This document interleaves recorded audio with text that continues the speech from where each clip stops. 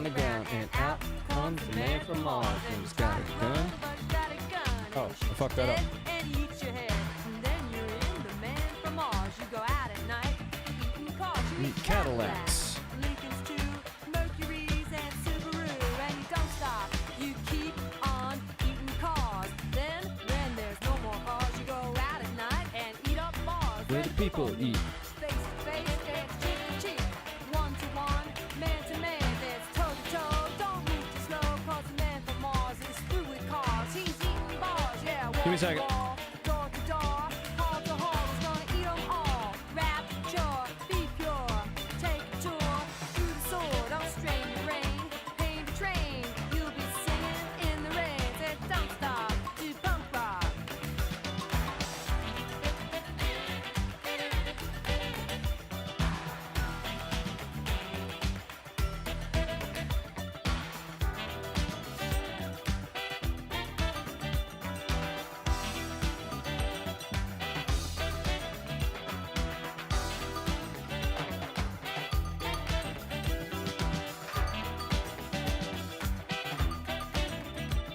Well, now you see what you wanna be. Just have your party on TV. Cause the man from Mars won't eat up bars where the TV's on. Now he's gone back up to space. I'm gonna give Jeff some treats. Give me a second. And don't stop, just blast off. Sure shot. Cause the man from Mars stopped eating cars and eating bars. And now he only eats guitars. Get out!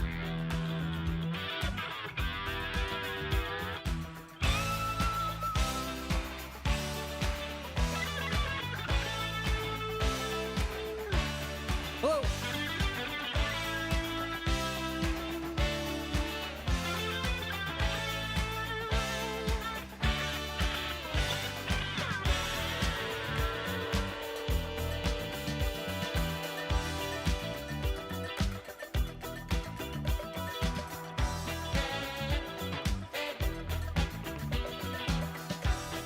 I think he's sleepy or something. He won't get up.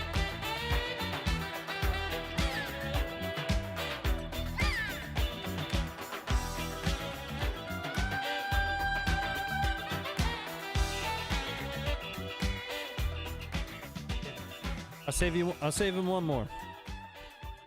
Hello! That's too high. Oh, I don't want another copyright problem. There we go. Happy Friday. Welcome back. I am too short for that, sir. Hello.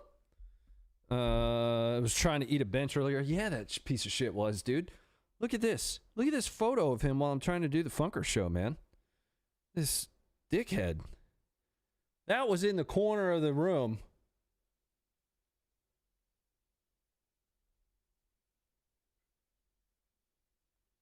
What a dick. And then he goes to tear off. First of all, he got a hold of my hat. And he took it outside and he flopped it around. And I lost my train of thought. I love that dog so much, dude. Noms? Yeah, I love that dog so much. Jeff or Geoff? What? Well, it's short for Jefferson. So, it's not Geofferson. Jeff knows he's in charge. Well, I'm losing him on Monday for 3 weeks. He's going to obedience school. Right, Jeff? Right, buddy? Right? Are you excited? Huh?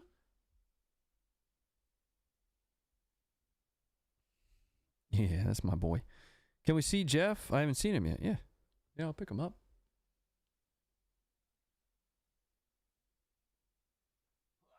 Oh, big boy. There's my big dog. Yeah, buddy. Hi, bud. He's sleepy. It's a long day of chewing on everything and running around and pooping. Right?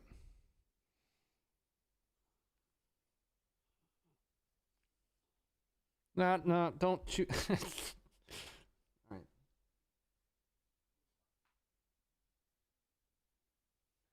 Yeah.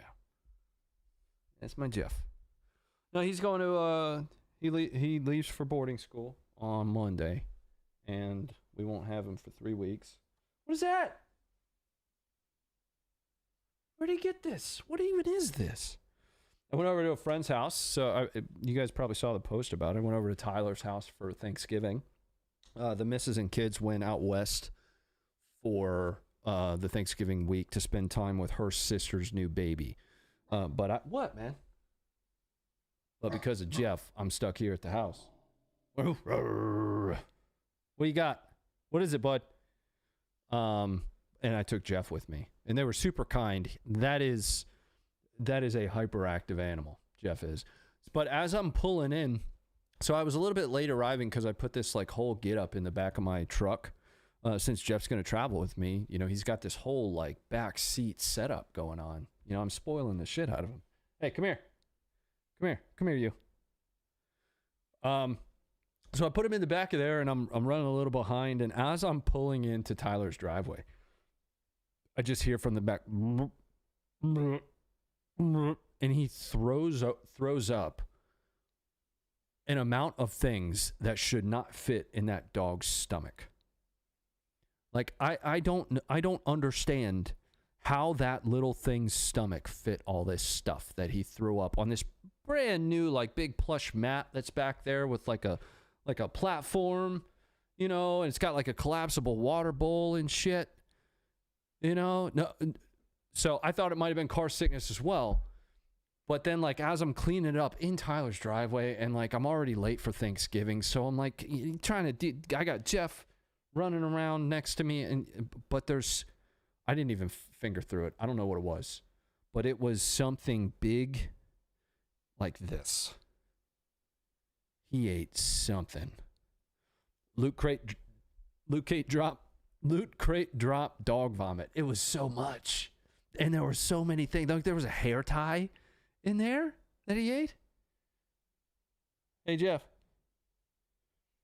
Oh man, he gets a hold of everything, man. A sock? No, wasn't a sock. It was hard. Something hard, man.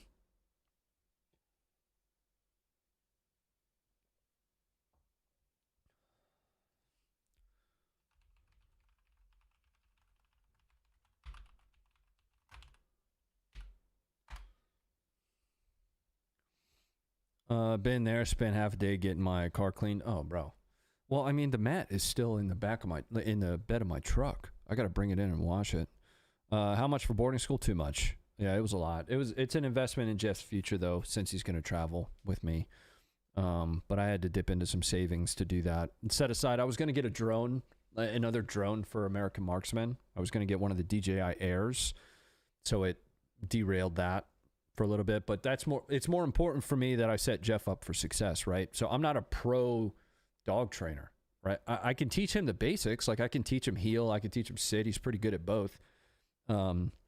His recall sucks. I guess not. He's now at my feet again.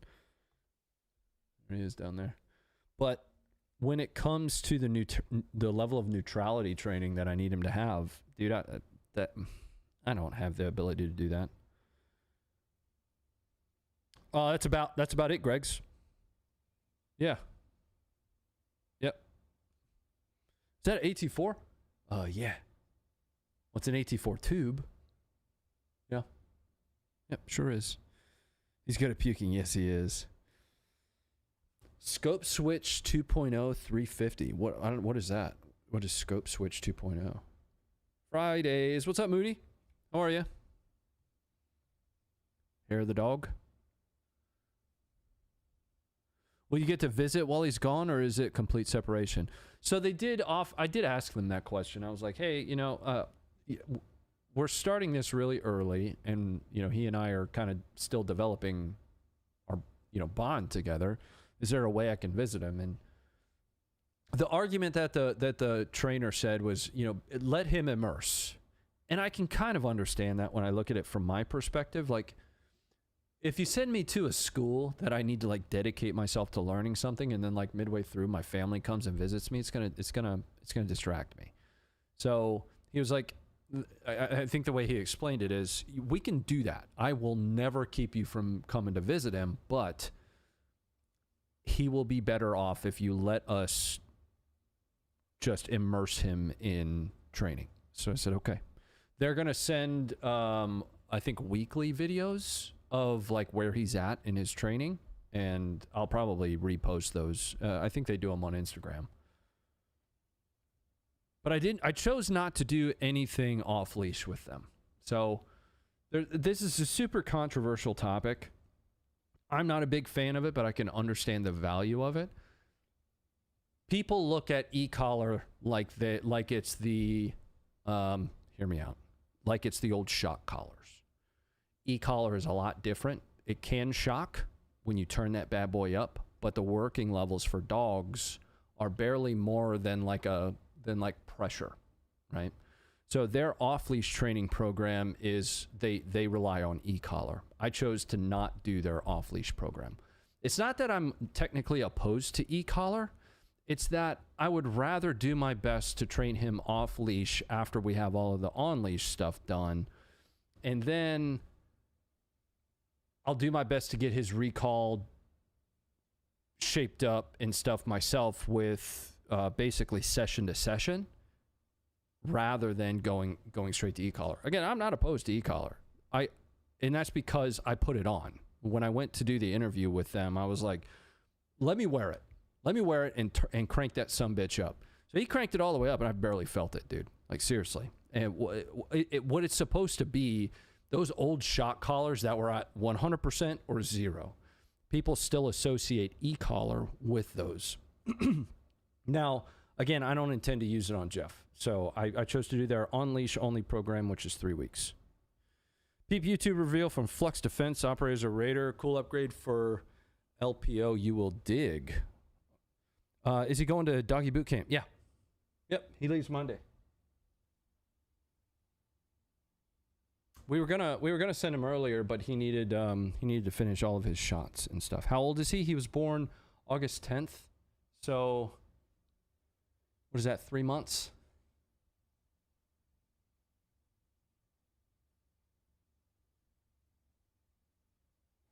Just feeding him treats. Be right back getting a drink. Yeah. My boyfriend did the same thing. He tested it before. Yep. So again, I chose not to go that route with Jeff. I don't feel the need to. You know, he won't, when he does travel with me, we won't be doing off-leash stuff. It'll be at events and such, so he'll be on a leash anyway. And even if I do in the future, I would rather work a non-e-collar route unless we find that that he has no ability to recall without e-collar, right? Then I'm open to seeing at least what his working level would be. First trying that myself. But I had the misconception of it that it was the same as shock collars. Like, because my mom tried putting one of those on one of our dogs when I was a kid, and I put my hand on it, and it shocks the fuck out of you. Like, bad. Like, those things were 0 or 100. And that was it. Anyway, these new ones are a lot different. $30 million U.S. MQ-9 Reaper drone crashed near South Korean coast after entering Chinese territorial waters of unknown reasons. After entering Chinese territorial waters.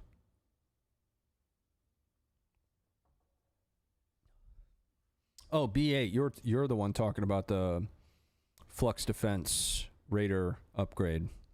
Oh, no. Yeah, it's not a Raider upgrade. It's from the people that made the Flux Raider. Okay. Antimatter Industries Scope Switch 2.0. Scope Switch 2.0. The Scope Switch 2.0. Oh, is this the one where you got to jerk off your scope? Yeah. I mean, I get it. Yeah, so I've seen this, or at least I saw an early version of it. So you operate, it's, what is that called? Not fly-by-wire. Basically, there's this wire right here that routes through this, and you operate the LPVO by pulling this in and out, right? The problem is you end up losing your top rail space. So say, for instance, you've got, I don't have any of my, you might be able to see that. Hold on. So say, for instance, you've got something like, oh, sorry, Jeff. Oh, that's not Jeff. That's your toy. You've got something like this rifle that I've got down here, which is technically a pistol, I guess. Whatever. I don't care. The entirety of that top rail space is being used. So I don't know maybe on the 16-inch, on like a 16, an SPR or something. That makes sense. But on an SPR, you're typically using like an MPVO. I don't know. I mean, it's interesting. Yeah, I'd like to give it a shot, but you're kind of, it's probably faster. Wonder how much it weighs. How much does it weigh? Yeah. Oh, here's a good. Yeah. See. And it looks like there might be spacers here. So that you can like pull this back.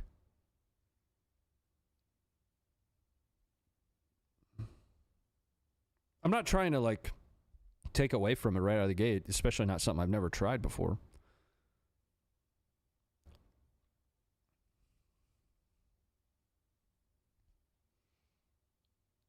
.93 on the riser height there.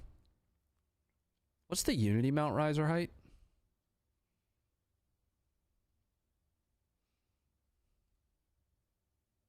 I don't remember.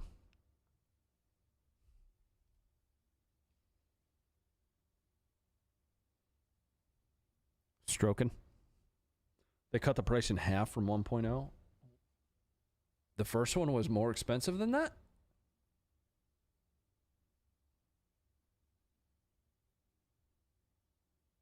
I mean, yeah, okay. Trailer shows what it looks like to use on range and had me. Yeah, I think I've seen it. So again, I was tracking 1.0. But I'd give it a go. I actually don't have a rifle with an LPVO on it right now. So my SPR is in like mid build. I just, with Jeff's school, I'm kind of budgeting right now, so I'm not finishing that build. And then the 11.5 that's got an HHS on there, so the G45 magnifier and an EOTech 3.4. So I don't have an LPVO on a rifle right now. The only LPVO I own is actually on my lever gun, the one in the back corner over there. Yeah, there.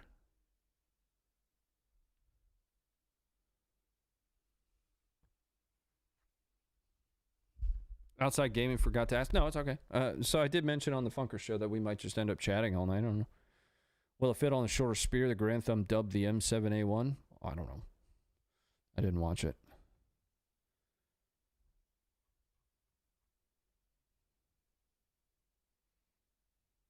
Shorts.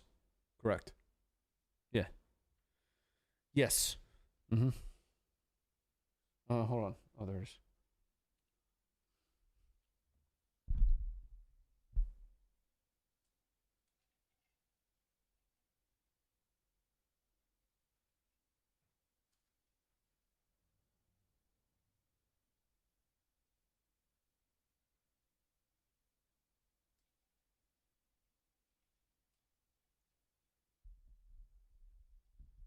Shorts. All right, let's play a little bit of Arc Raiders tonight. I think. Maybe. Let me just check in on a couple things.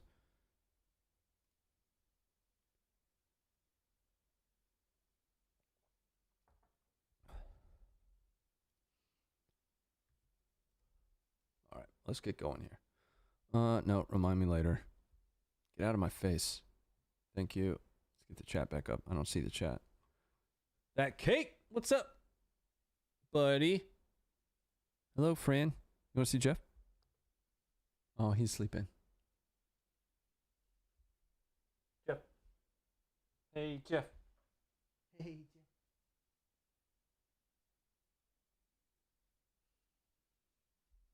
It's my Jeff.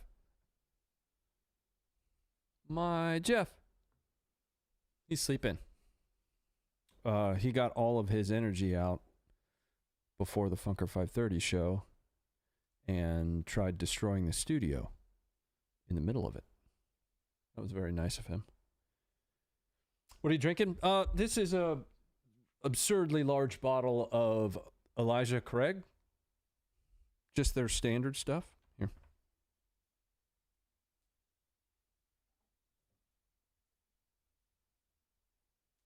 I swear the bottle's big.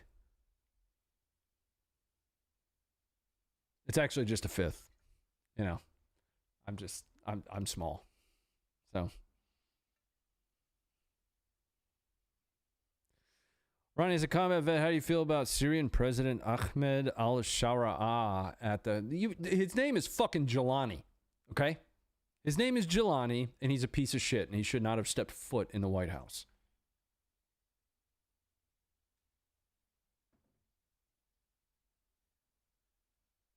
That's an opinion. You can do with it what you like. Don't you lie to me. I would never. What to do? Robert, thanks for the sub over on YouTube, bud. Appreciate it. Did you deep fry a turkey? No, I didn't cook my own turkey this year. This is the first year in the last 10 that I didn't cook a turkey. I went over to Tyler's house. It's a Mickey and Ronnie's Tiny. I haven't played Arc Raider since the last time we were hanging out, so there's been no progress on this. Just whatsoever, guys. Whatsoever. If I wasn't on YouTube, I'd start probably using these streams to like clean my guns or something. You know, there's only so many nights of the week that I get interested in gaming anymore. I just can't get into it like I used to, dude. And it's not that I don't have fun with the games. It's that I'd rather like talk the whole time. And I don't mean just like hear myself, just like engage with people and have meaningful conversations. That's the way the games used to be when we did community games and stuff, but I can't find a game that, like, other than Squad maybe, where we can kind of rally around and play something without getting too serious about it and have a conversation, you know? That makes sense. Despot the AT4 just once for us. I'll touch it. Maybe YouTube will shut the stream down and we'll have to all go to Twitter. Yeah, I'll touch that. I just want to state out loud that the item that I am about to grab is not a firearm. I just want you to know that everybody should go to Twitter or Twitch, live on both of those, if YouTube takes the stream down. Just search my name. You'll find me.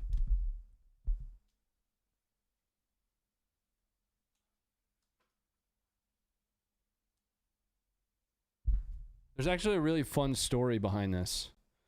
So I had a local gun shop that shut down. I'd been going there for years. Like I had bought a bunch of stuff from them. And I mean years. And I had asked them every time I went there, I was like, hey, what do you want for it? No, it's not for sale. You can't have it. I will pay you wallet money for it. Well, I went in one day out of random. I just kind of wandered in there and was like, you know, I need to buy some ammo. What do you got? I think it was 9mm. And like, well, we're almost out of ammo because we're doing our closing out sale. And I was like, what does that mean? Well, they were shutting down. And I was like, you guys are closing? What about now? Like, what do you want for it? And he was like, $300. That's as fast as I've ever spent $300 on something. Fastest. Like, I've spent a lot of stupid money. I am fiscally irresponsible.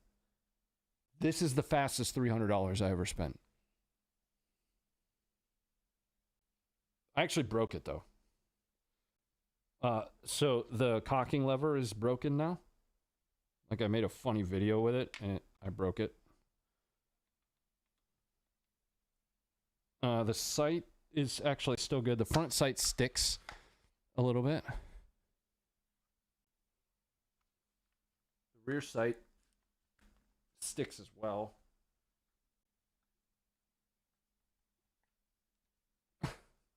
I had it open. Now it won't open. I need my wife to come open it for me. I'm not masculine enough. Fuck you. There we go. Now get the front sight open. The sights are still there, though. They still work. They're nice. I love this thing, man. Sets the vibe.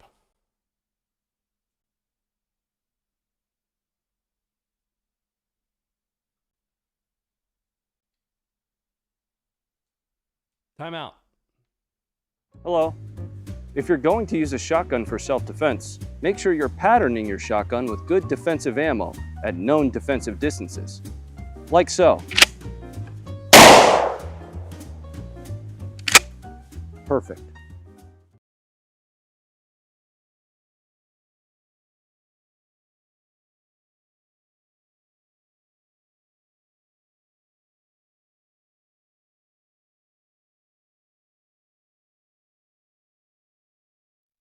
I need to get another prop up now that I put that down. Cute shorts too. Thanks, babe.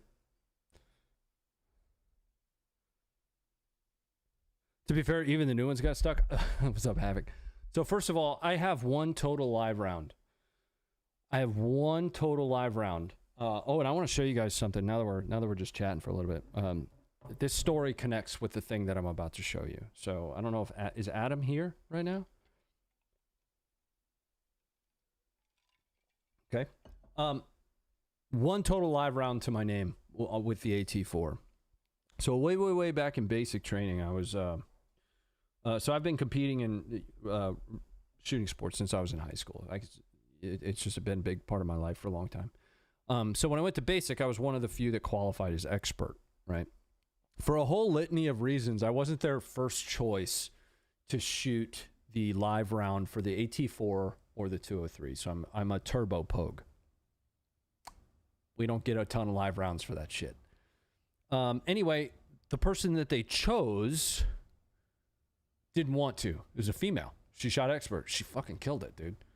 And she was like, I don't want to. Give it to the next person. And the drill sergeant comes up to me. His name's Drill Sergeant Fox. I'll never forget him. This is almost 20 years ago at this point.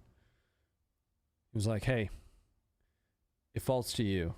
I want you to know that if you don't hit this fucking target, I'm going to smoke everybody for so long.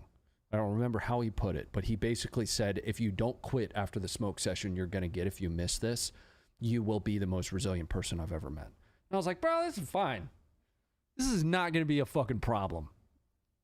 So I get up there after doing a ton of the rounds, the practice rounds with the 9mm. I get up there, just a ton of those, just banging shit out. Like, this is easy. So I get up there, and the instructor dude, we've got the live round in there, and I yell the back blast, and I look at him, and I'm like, if I hold center mass with this fucking thing, is it going to hit? He said, yes. And it's like 500 meters or something. I don't know what it is. What he doesn't tell you is there's a delay. That when you push the button, it delays. I mean, for a split second. It's not like a handgun where once you break the wall and pull the trigger, it goes off. It doesn't do that. There's a delay. So I'm holding that sumbitch, and I hit the button. So back blast, I hit the fucking button, and nothing happened, and I did this. I looked at him like that. That's all I did. I looked at him just in a split second, and it launches. And bro, this thing pinged off the top of that fucking tank. I don't know if it landed in somebody's front yard or, I don't know, kindergarten somewhere or something. So anyway, somebody made me this. A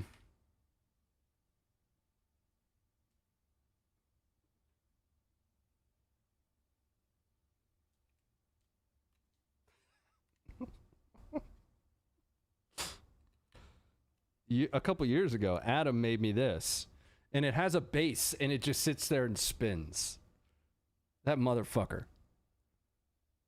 He's made a bunch of stuff. He's made some pretty sick stuff, man. He made like a out of on the Funker 530 podcast. There's a little A10 model, and it's all like ball bearings and sheet metal. It's fucking sick.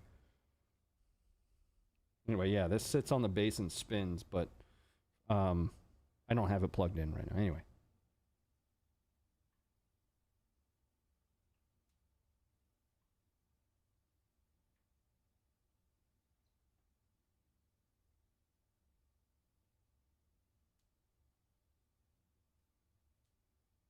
Yeah, that's my one live round with the AT4. So the irony of owning an AT4 is like another level.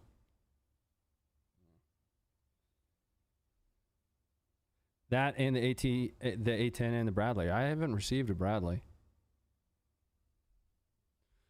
We once launched a live tow on the Big Island of Hawaii. Went out like 300 yards, then went straight up into the low hanging. The wire snapped. We have no clue where it went. Those can go pretty far. Yeah, I like to believe that, you know, it came down in some old lady's garden. My AT4 shot did. That's what I like to believe. Didn't hurt anybody, but here's my thought process behind that. I like to believe that there was an old man, and he was in his retirement age. He still had his lady with him, and he was really starting to get fed up about all this bullshit about her wanting to continue gardening and make that a huge thing for both of them to do, when all he wanted to do is sit there and watch fucking TV. And I hope it, I like to tell myself it blew up her garden. That way she could not do that to him anymore, and he could live out the rest of his days the way he wanted. So that's what I'm going to continue telling myself. That AT4 went. I have no idea. But it was clear as day. Fuck, man. And so, I mean, everybody laughed so damn hard. Like, he never like actually got mad about that. He was laughing so hard. Was that not Adam? That was Adam, but I never received a Bradley. I don't have a Bradley tank here.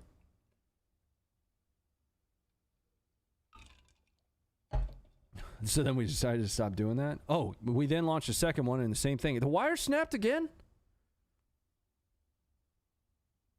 Was like made in China wire?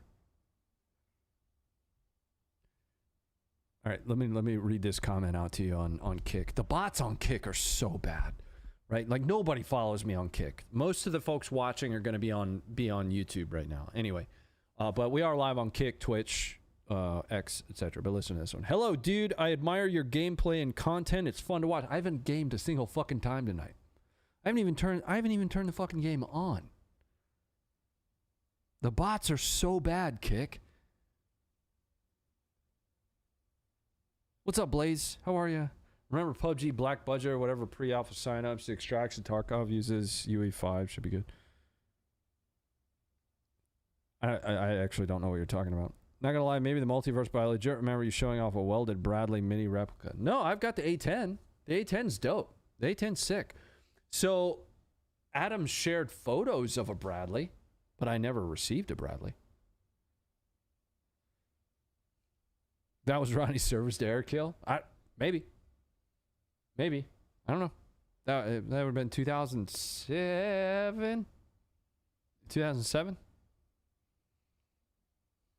Sent that motherfucker off into another zip code, definitely. At a minimum.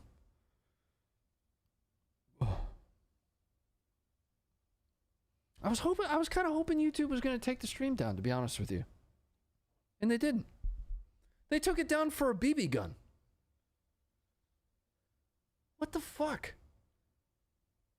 Then that way I could play with guns the rest of the time, you know? PUBG, but new engine extraction shooter pre-alpha page on Steam. Oh, okay. Yeah, I mean, again, I don't know if we'll even play a ton of games tonight. YouTube is fickle.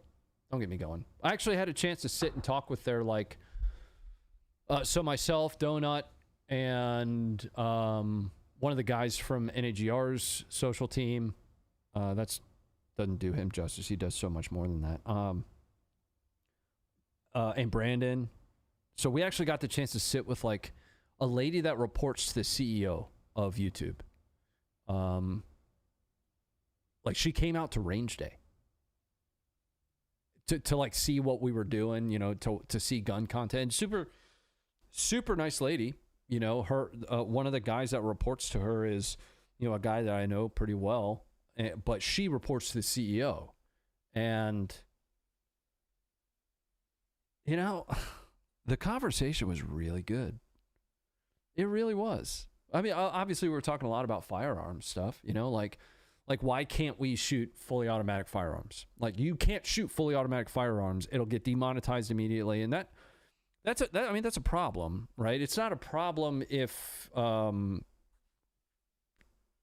so here what happens is people think that the demonetization matters and that creators care about demonetization because it hurts their checkbook. Sure, maybe a little bit.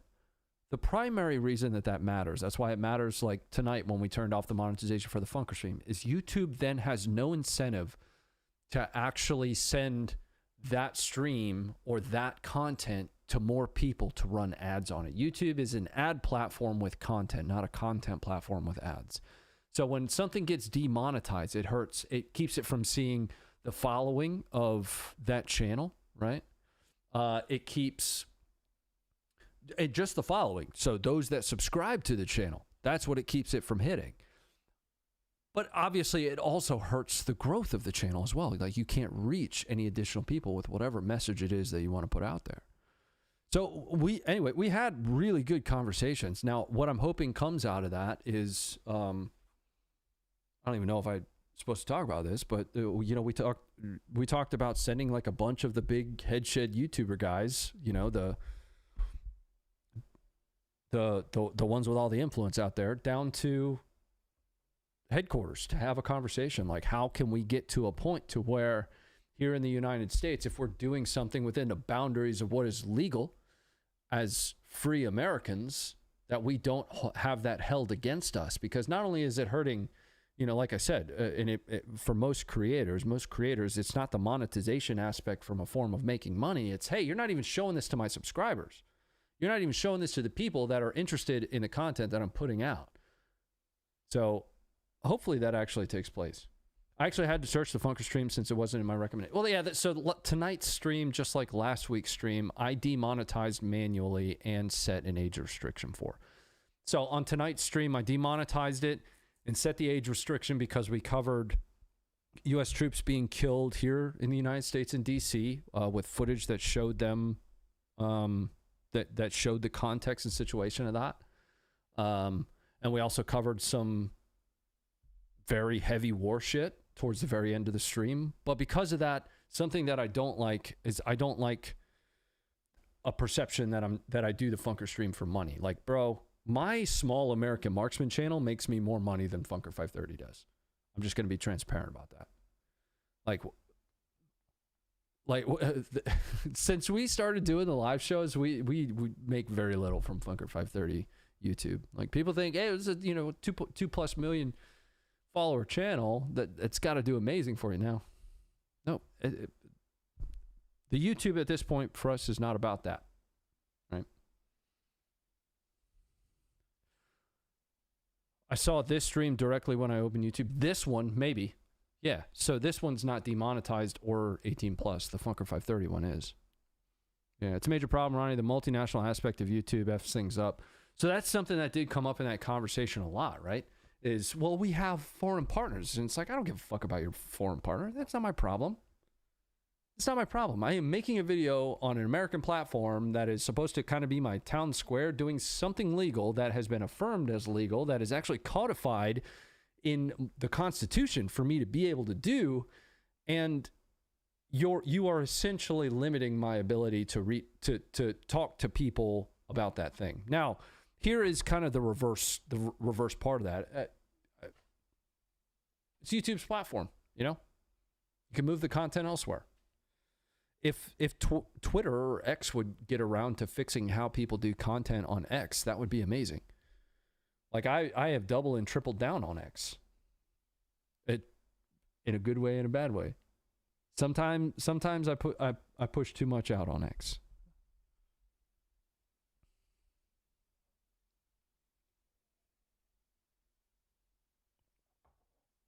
If one major country creates a restriction, they either geofence or eliminate content. Yeah, so we did, I mentioned this on the Funker show, we did have, the guys had, right before I joined the team, the guys had created a second channel, specifically focused on the Syrian civil war. And we were using that as the archive, right? The blog, the website at the time was like a blog. So this would have been 15, 16, 17, something like that.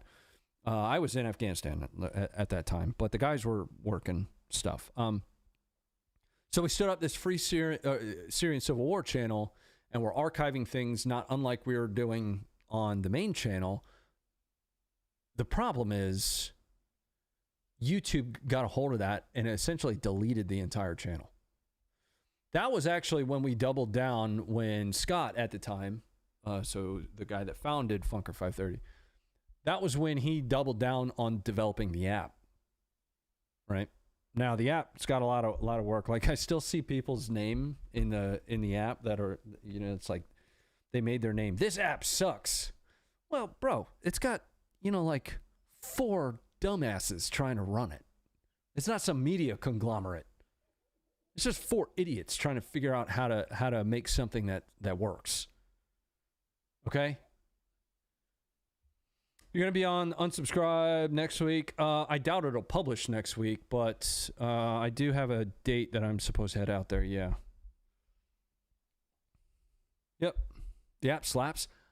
I mean, we're happy with it, man. It's meant to be there to be able to push something to you. So say, for instance, an RS-28 Sarmat lands in, I don't know, fucking Luxembourg, right? And you're out playing mock Teletubbies in the backyard or something. I don't know. You're watching Dora. Well, we can send you a notification and say, hey, there's footage of this. Pretty big deal. Something like that. I miss a lot of Funker streams. I usually watch the recap and never see it. Yeah, well, I mean, I admit I've got let's see.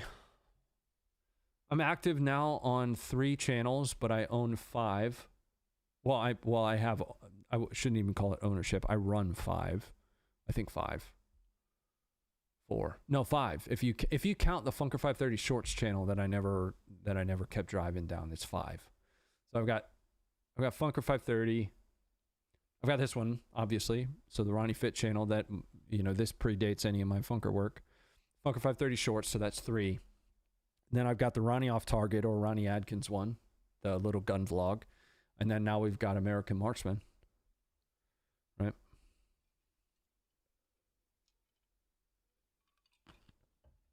The app looks great. Well, believe it or not, there's still a lot that's happening behind the scenes with us trying to improve it.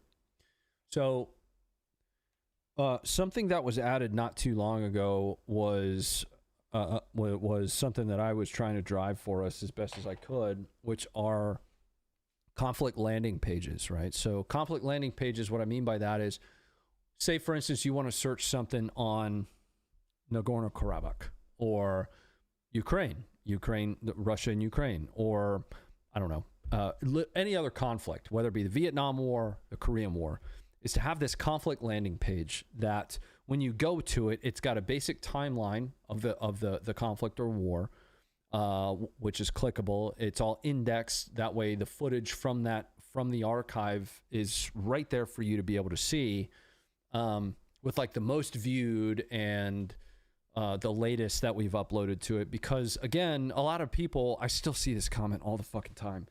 Like on the Dry Fire video that I'm sure you guys are tracking, somebody shared it and was like, this is the guy that runs a snuff website. Like, well, it's a historical combat footage archive. Like that's what we're trying to make.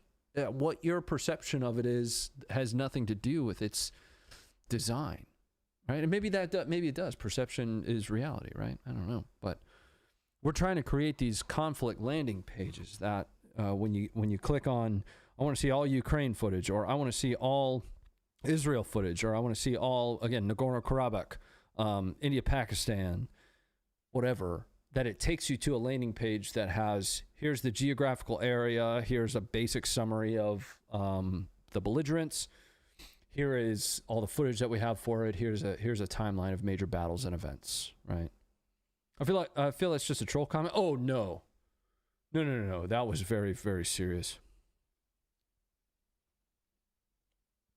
I've seen other sites that are way worse than Funker.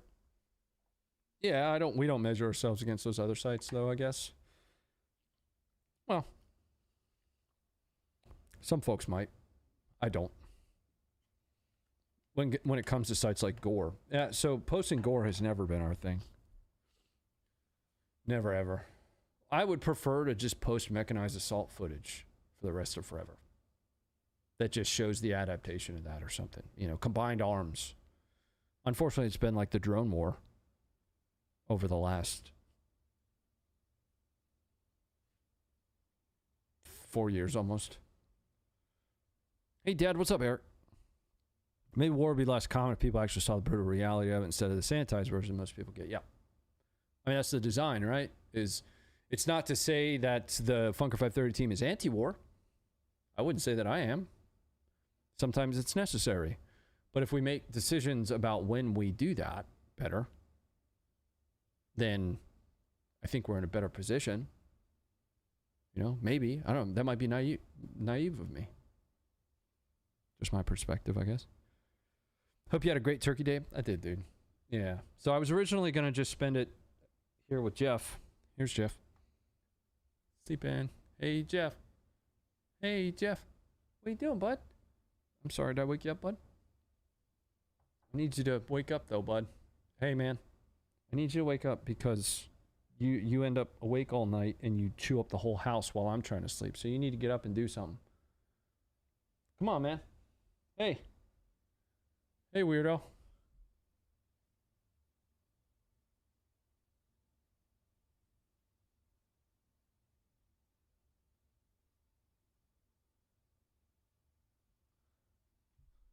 Fatty.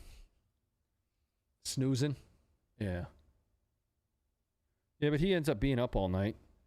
And then I wake up in the morning and he's like sitting there with half of the room pulled down to one small little circle.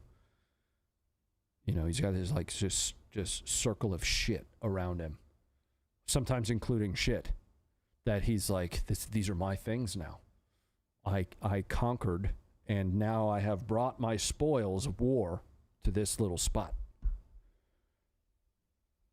So when you go to Texas, you going out to hogs? Do you eat them and how do you prepare them? Shake the hands. I did do some hog hunting just this past year. Probably potentially going to do another one relatively soon. This coming trip to Texas next month is not going to include that, as far as I know. I don't think so. I'll need to know ahead of time. That way I can bring a rifle. But yeah, I did eat the hogs from the last trip. We had them in brats, and they tasted amazing, but they did things to me, to my system. We'll just put it that way. And they were good. Yeah. I mean, if you've ever hog hunted, these are not clean, not pretty smelling animals. And I mean, you just hammer these things. So the amount of hogs I killed with that 308 that I was talking about on the Funker stream, I mean, a lot of times you hit it once, it keeps walking, you hit it again, and the second time you hit it, guts it. I ended up shooting one hog that was pregnant. We had a hog jump out. Let's watch that. Yeah, that's what we're going to do. Oh, yeah. Stand by for this. It's going to take me a second. But I've got it.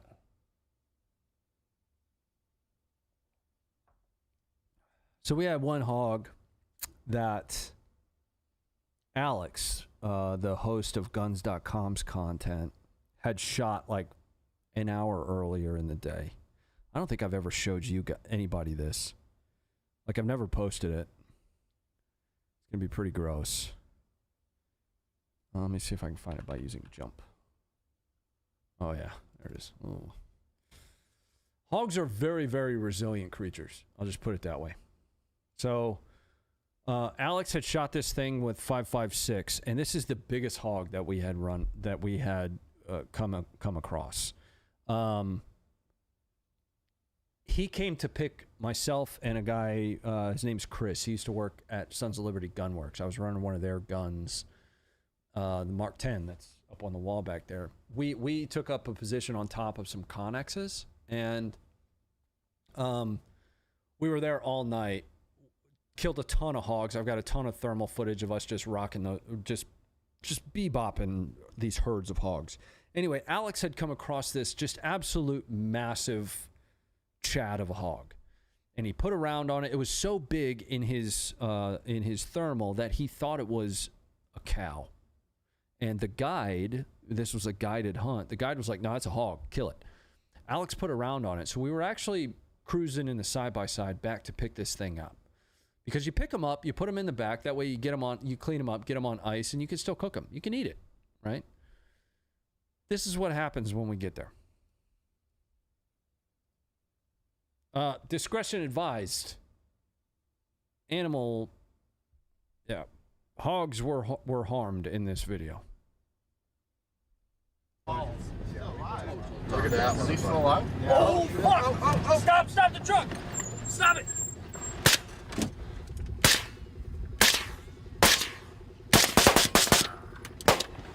Somebody got it. Sorry. God. That was loud. So just so you know, I'm actually in front of Alex up here. So I was sitting immediately behind Alex to the right of the cameraman. So by this point, I had gotten out and I'm to the right of Alex with my I pulled my fucking handgun out because I couldn't swing my big rifle up. So I've got my 9mm. It's a Shadow Systems 9mm. I've got like 124 grain Federal HSTs in there. Okay, so I'm putting rounds on this with my 9. Alex has a 308, and Chris has a Sons of Liberty. I want to say he was running their L89. It was just a 5.56. All three of us are hitting this thing, right? So Alex is hitting it. So is Chris. So am I.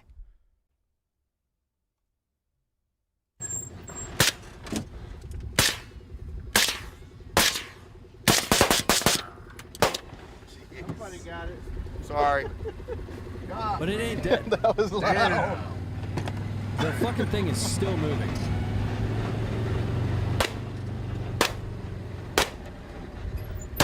Oh my goodness.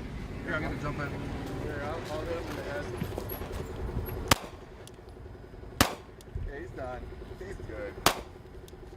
And I just kept shooting. How tough is that thing? Dude, I didn't want it, like, I just kept shooting it. It's a fucking tough son of a bitch. Woo, boys! Block him with a... Still going. No, he's just kicking. He's dead. That's gotta be the one I shot, yeah? Yeah. That is not a small hog. Good job, man. Fuck. No, he's still alive, poor guy. Hey, do we all get a pose? Do we all get a pose with him though? Yeah, fuck yeah. Here, I'll get over here. Ready? Get in there, Jacob. You got this light? No, I got it. So you can see one of so behind its ear there were just a ton of entry points from the 9mm. After I had walked up on it, look, its guts are coming out here. It had been hit so many times. There, Jacob. You got this light? No, I got it. But look at this fucking musket I've got in my hands, dude. Like, I wasn't swinging this thing up with people walking around me. That just wasn't going to happen. It's got a thermal on it, too. Like, that's a precision long gun that I was out there using. I got photos of that. I did a whole video for GDC on that gun. Trying to get a better, like, view of it. That doesn't do it justice on how long it is.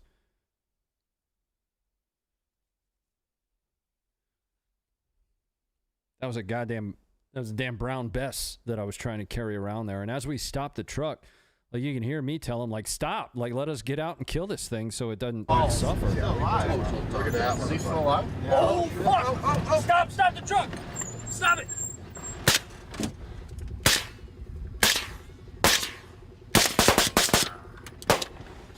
But I'll never forget, as we were like cruising by it, Jeff, get out from under my feet, bud.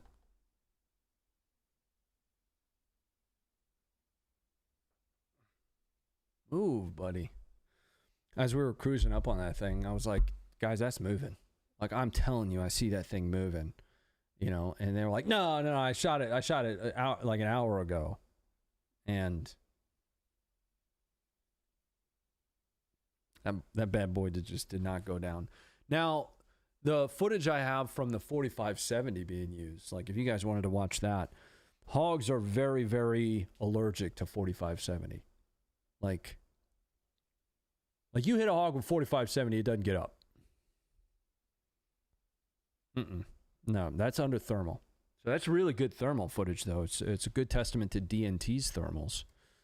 DNT makes some pretty sick thermals, but that was the rifle I used for the first night, and I took 2 hogs with that gun. The first and second night, actually. explodes all the insides, I bet. Mine didn't because I shot it in the head. So it did take, you know, an entire chunk of that out of it. No, I actually didn't shoot it in the head. I did aim for the head with the 308 though. So with the 45-70, I aimed, you know, for your standard kind of shot. One of them I spined though, and it just kind of like locked up and rolled over. It's actually kind of interesting to watch. But I mean, I had never, I'd hunted before, but I had never hog hunted before that trip. And I was talking to the rancher out there. I was like, you know, from your perspective, I don't want to hear like some Redditor's perspective, but from your perspective, how much of a problem are these guys? And they were like, they are the bane of our existence. They cost us more money than taxes and regulation ever could because they just root everything out. Everything. Infrastructure, crops, everything. If more people understood just how invasive hogs are, more people would go and shoot them. We'll just put it that way. Like, I'm actively looking for another opportunity to just go smoke the shit out of hogs.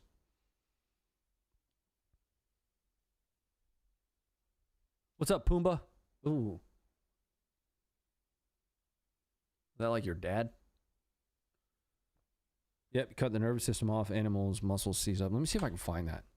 Show you what hogs do when you hit them with 45-70. Can we close this?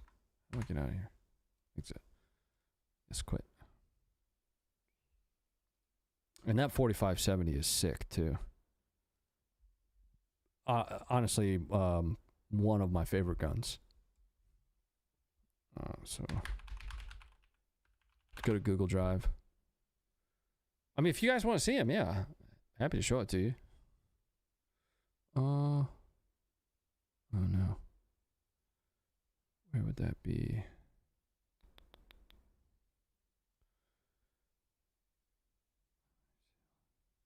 Yikes. Where would I be able to find that? I know where I can find it. It's gonna be on my Twitter. Duh. Dummy. So from Ronnie, and then hogs. No.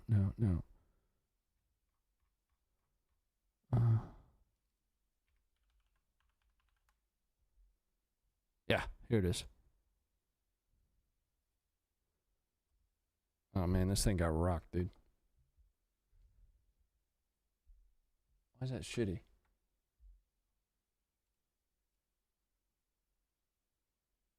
Why is it weird? Hold on, give me a second.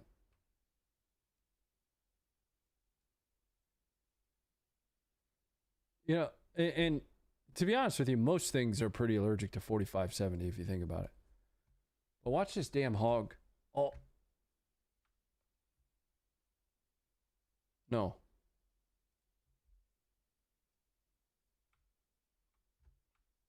Oh, I fucked up. I can't get my mouse back. Hello? Oh, there we go. All right.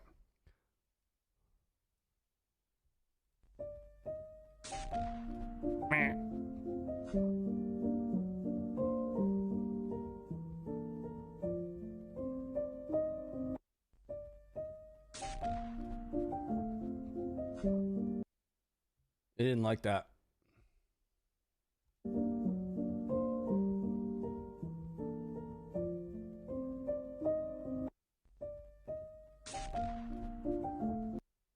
I've done a coyote, so hogs are... Hold on. Hogs are a different story, a lot more fat and muscle for decent penetration. Yeah, well, I mean, when you're running... so they were 325 grain, what is it, FTX from Hornady? Those things are fucking moving, dude. Like, I also had some 700 grain 45-70 out there from Steinel. I didn't even get a chance to use that because I was just running the 325 grain stuff, and that shit was coming out of there at like 1,800 feet per second. Holy shit. That felt like...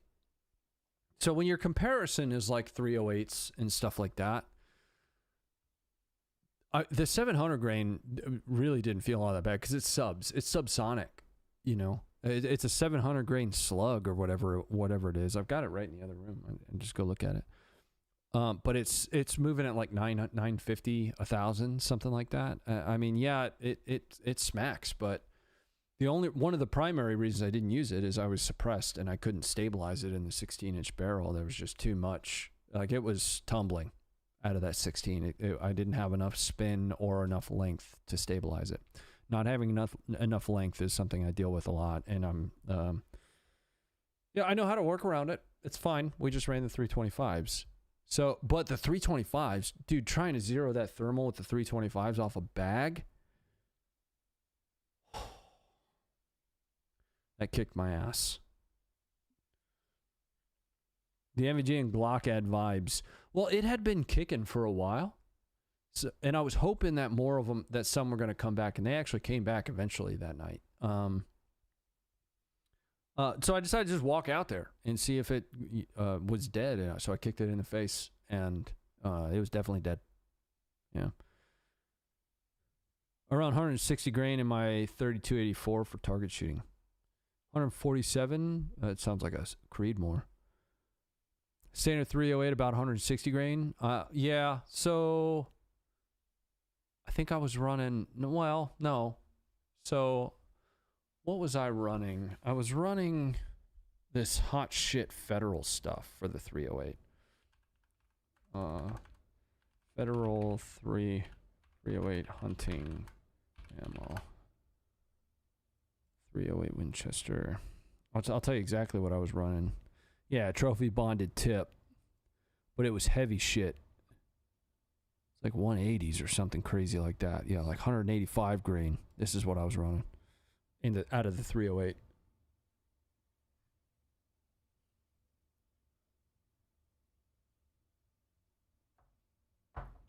When I'm shooting like my 308 precision gun, I run 168 grain ELDMs. And I mean that 308 in the Bravo chassis is my old 700 SPS Tactical that I took out of the Hogue stock. The Hogue. Here. This is not a firearm.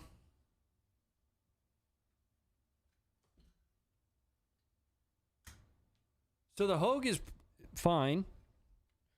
You know, the problem is it's not great. So here's the Hogue, and I took it out of this, my 700 SPS Tactical, and put it in a KRG Bravo. Now, the biggest problem I had with the Hogue is actually towards the front here. So it didn't free float it at all, right? So the front connected, especially when I was running like a Harris bipod underneath of it. Ronnie, that's a lower. No, it's not. This is a stock. It is not a serialized part. Right? So on a bolt action, the action is what's serialized. This is a stock. This isn't a chassis. This would be a stock. Right?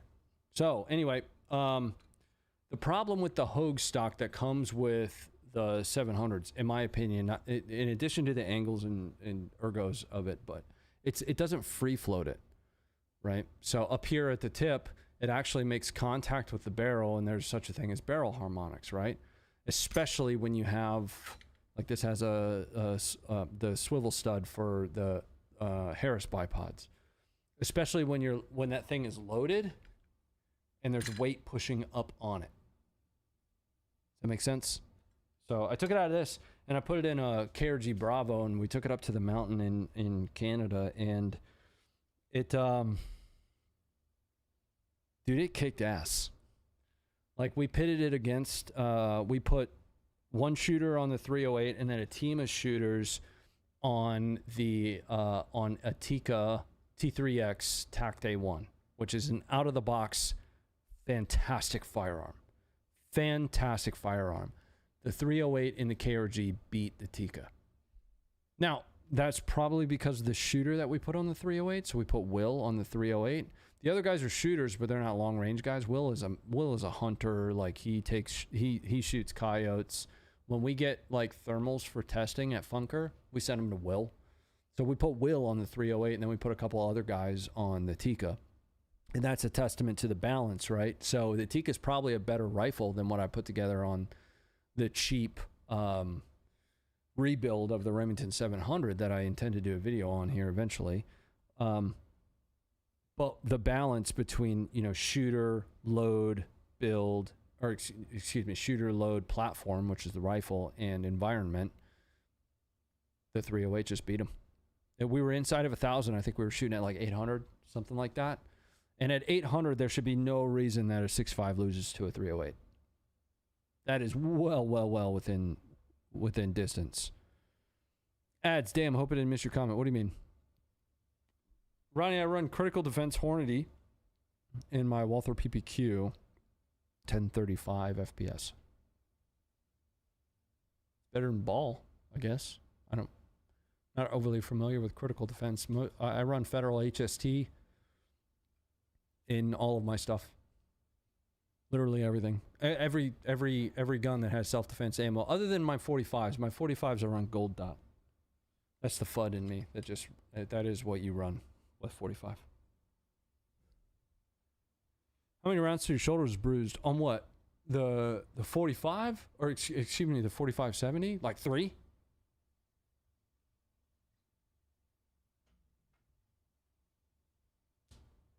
But that's just because those loads are hot, dude.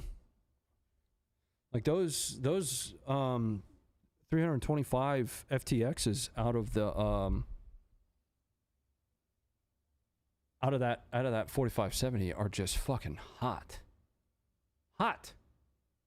And I don't like bench shooting either. So, you know, I like to stand. My legs are a part of the shock absorption.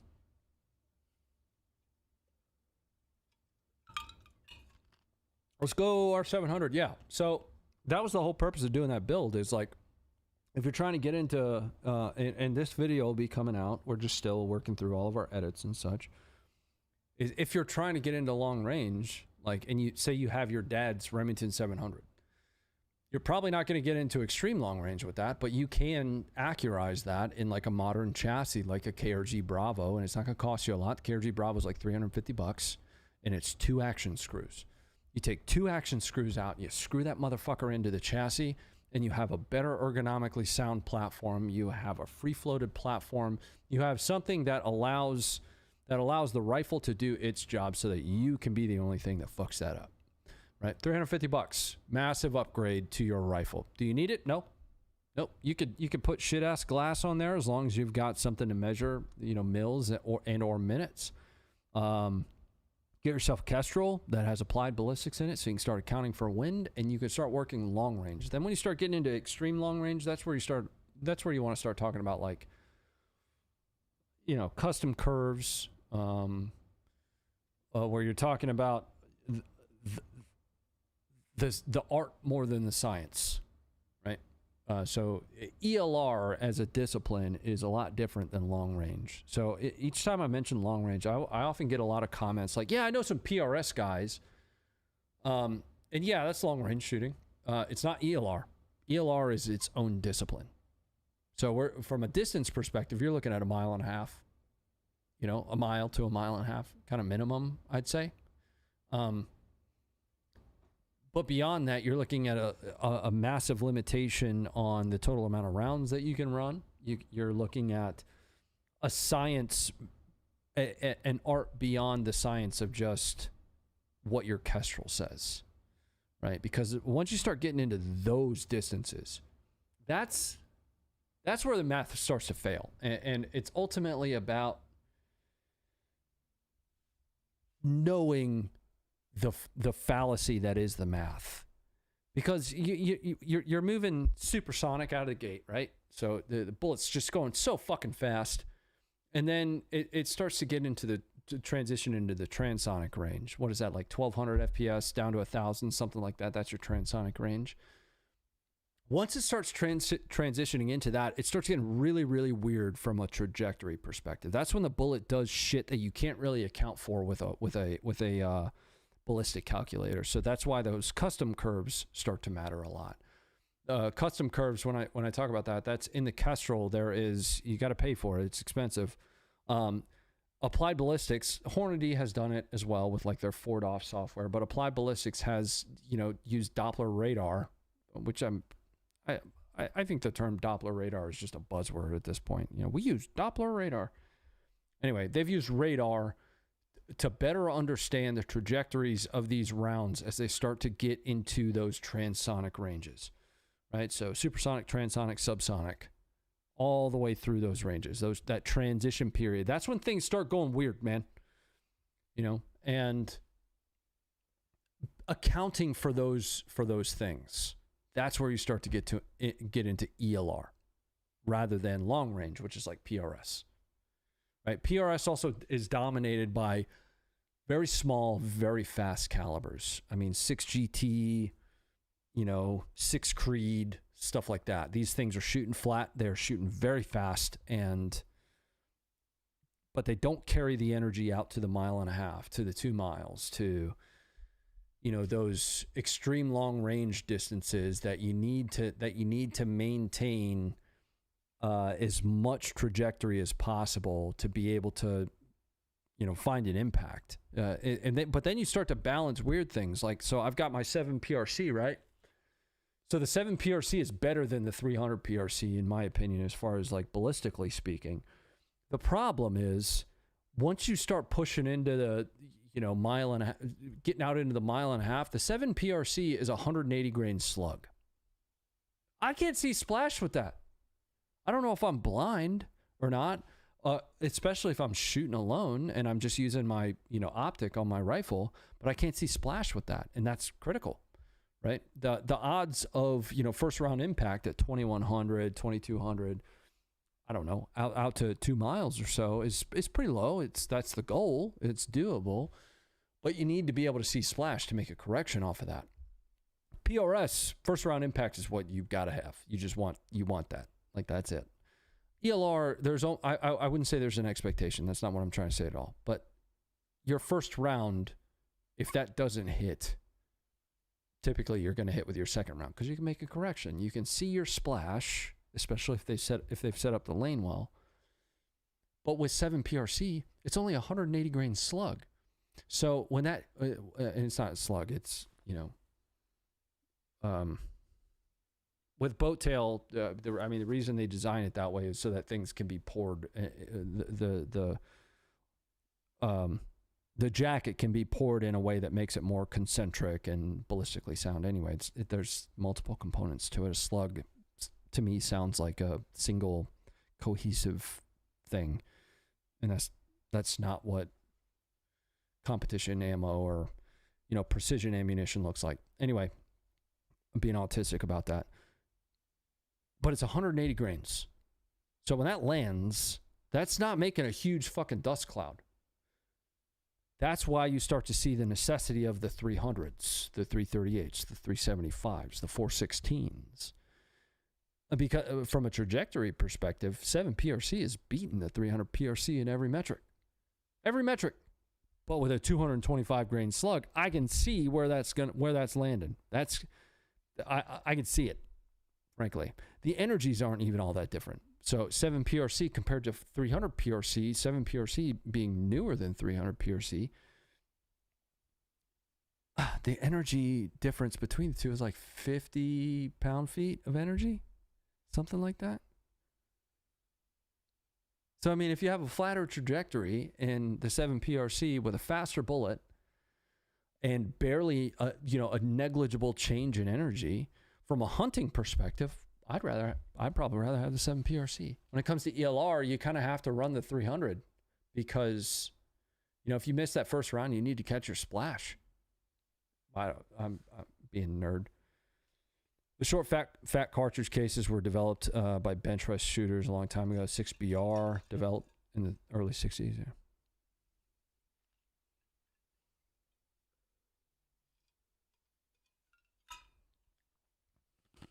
Are the barrel life considerations for ELR different than long range?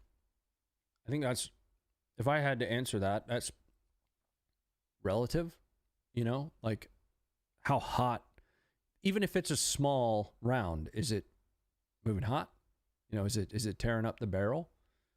A good example is like 300 Norma is harder on the barrel, harder on the same size barrel as, you know, a 300 PRC, right? So those small and fast calibers are gonna have the same thing to account for, right? It's just a different size barrel.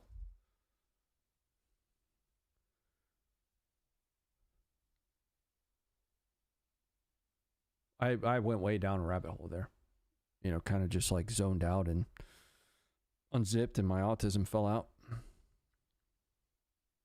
A Ballistic Radar company should make software to make your own curves. Well, you don't really need to, so you just true in your Kestrel, right? So there's even an argument to be made that those custom curves aren't necessary. And I was chatting with a mutual of mine on Twitter. He doesn't even use custom curves. Right, I use them as a start point. They're more expensive. Like you have to pay for access to those, but he doesn't use them. He just does a muzzle velocity true, which basically, so say for instance you just set this rifle up. So you got a brand new rifle. You set that up in front of you, and it says you need 15 mils of elevation. So you dial 15 mils, and you realize you're still a half a mil low. Well, you dial up 0.5 mils, and you're dead on. You're dead on. You're dead on. Well, if it's in a certain range, you can use that as, hey, my rifle, Kestrel and Applied Ballistics, says that this load should be at 18 or whatever I said, whatever 0.5 rather than 0.0. So please correct that and keep that change for the rest of my solutions, at least at this DV, this density, or DA, this density altitude. Because when you change density altitudes, then that's going to change entirely again, right? So when you go from 600, where I am now, up to 8,000, drastically different. A lot. So, you don't really need to make your own, you know, you can just do a true, and technically that's kind of truing the solution to your gun. Because the ballistic calculator can never account for the specific qualities of your balance, right? No ballistic calculator, first and foremost, can account for the shooter, which is the biggest threat. You know, you as a shooter are always going to be the biggest threat to the precision and accuracy of a rifle. So if you fucking suck, the house falls down. That's it. Topples over. But then you have all those other variables that are important. So the ballistic calculator can't account for extreme spread. So, or, you know, standard deviation when it comes to the speeds that you're getting out of your load. So factory ammunition has higher extreme spreads. When you fire one round, it might be 2,800 feet per second. You fire another round, it might be 2,875. You fire another round, it might be 2,850. That different speed is gonna cause a lot of, you know, vertical stringing.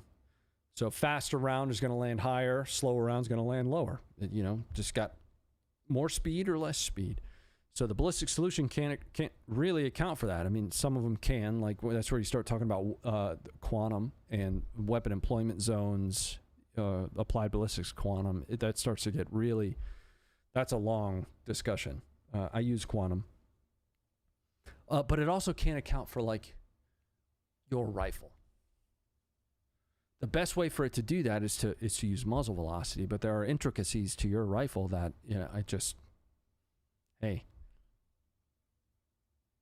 your rifle shoots this load a different way than what the ballistic calculator says it should. So you have to true that solution.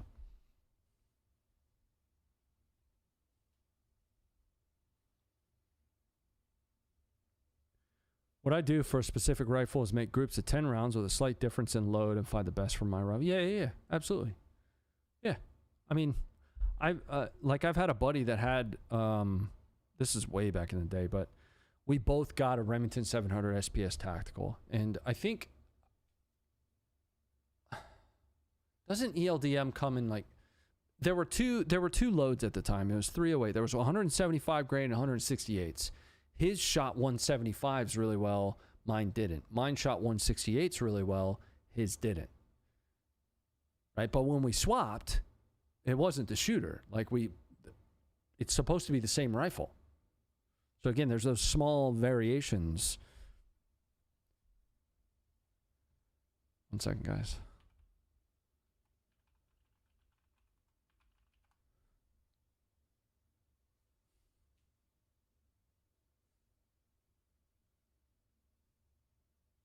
Just got a message. I'm trying to deal with that right now.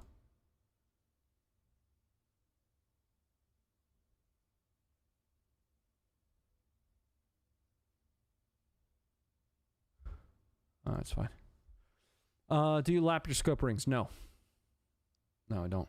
I just put that motherfucker on there and send it. Yeah.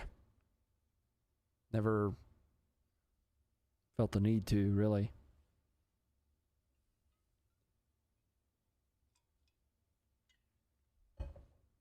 Where's Jeff?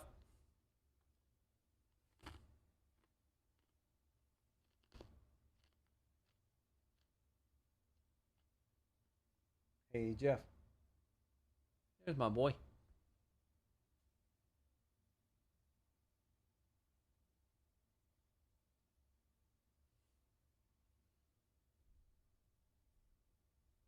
Learn a bunch when I come to your streams.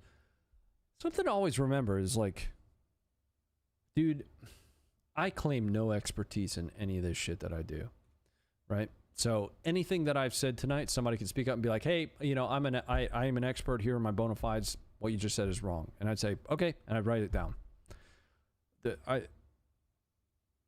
Each time I learn something about like a hobby or topic, I just realize how little I know about that thing. When I started diving into long range, I mean, I mentioned this earlier. I've been shooting competitively since high school, like rifle. Started with air rifle, just moved all the way on up. And until I started getting into precision rifle, I didn't know how much I just didn't know. You know what I mean? Most experts out there will tell you that they are just that, and I'm finding that to be the case. Most like actual experts, not guys like me that are just trying to learn something off the side. There's a point that they achieve in this development of themselves that they realize that that you'll never know what you don't know. So there's always like a pursuit of more knowledge. Like, dude, I am a sponge for information and training, but each time I dive into something, I'm like, wow, I don't know shit. At all.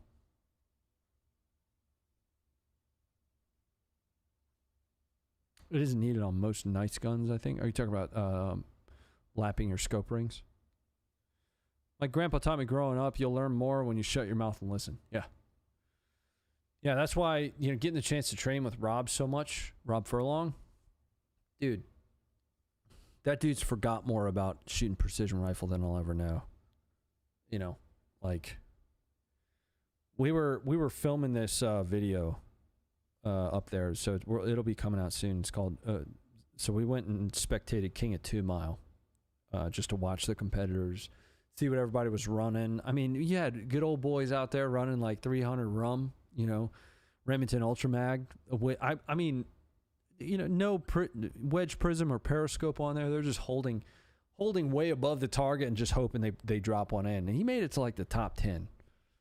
Like, seriously. Like, this dude was a gangster. But at one point we were filming like a normal thing and Rob just goes into a tangent on how to read Mirage. So say for instance, you know, as you're a sniper or something and you're posted up in a building.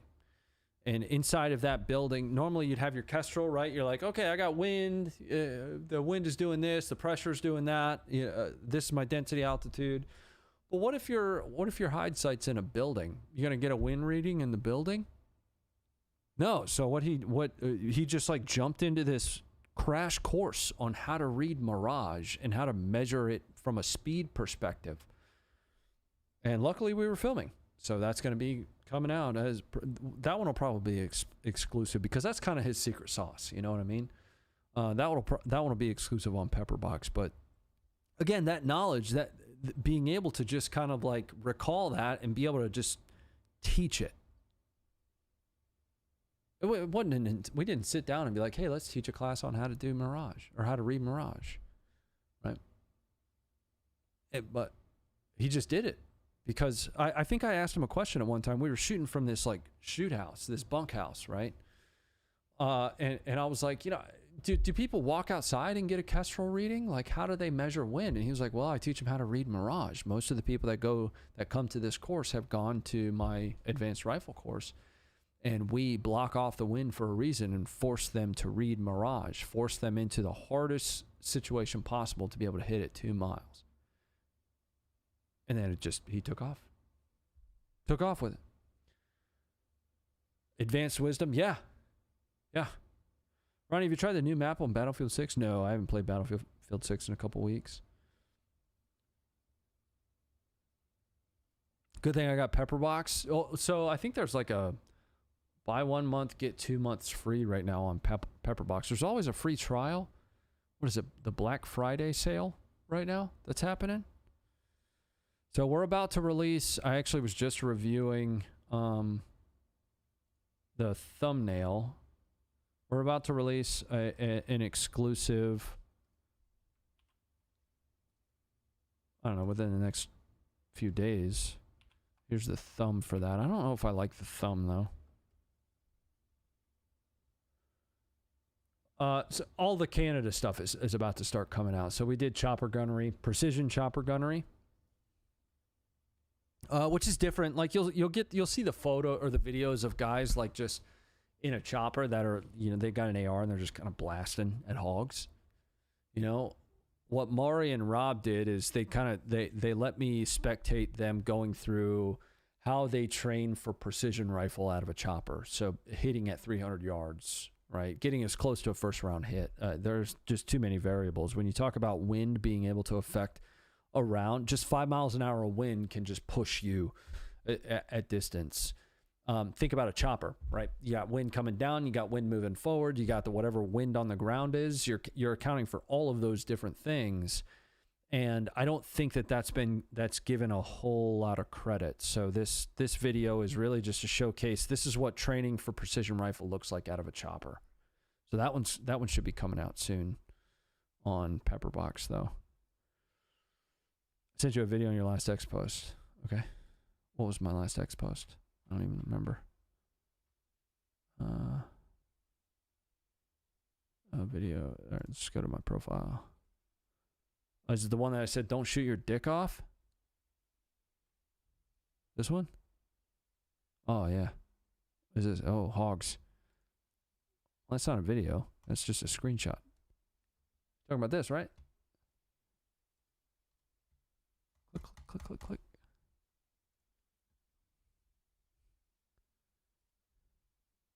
Oh, is it this?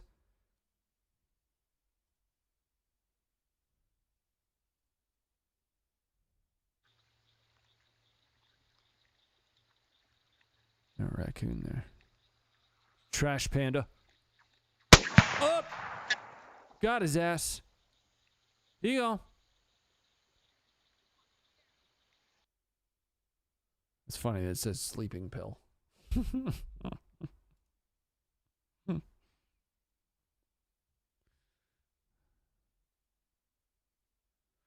Good hit? Yeah. Yeah, but you actually see entry and exit on that. That was kind of crazy. I like this more than just gaming. I mean, it's only possible if you guys want to talk, right? You know, when it's, you know, if there's something to talk about, I'm happy to chat with you. That's what this is for. It was always meant to be kind of connecting with people. Like if we were all, I don't know how many people watching. I don't pay attention to that. But if we were all in a room, right? Imagine all of us in a room together. I'd be in that back corner over there sipping on a whiskey and just like minding my own business. This is kind of my opportunity to be social. you know. Are they good eating? The brats were really fucking good. I mean, like, really, really good. Now, I feel like you can make good brats out of anything, though. You know? Like, I don't know, groundhog. You can put enough seasoning on something, it's going to taste great. When I went to Tyler's, I almost posted about this just to piss a bunch of people off because it's a very manly thing to do. Anyway, some of you might understand that reference. So I went over to Tyler's house for Thanksgiving, and we ate like black bear and wild hog. He made like a hog bean dip. I didn't eat a ton of the bean dip since I'm on carnivore, but I ate a bunch of the black bear. That shit was good. I've never had black bear before. I don't know if it's just the way he cooked it, but it was good. A little bit chewy. That's just a function of it being black bear. But with hog, a lot of people mix it with a ton of shit. You know, and you can season something. You can season a pile of dog shit. It's probably going to be fine if you put enough seasoning on it. Just letting you know. Hog is great.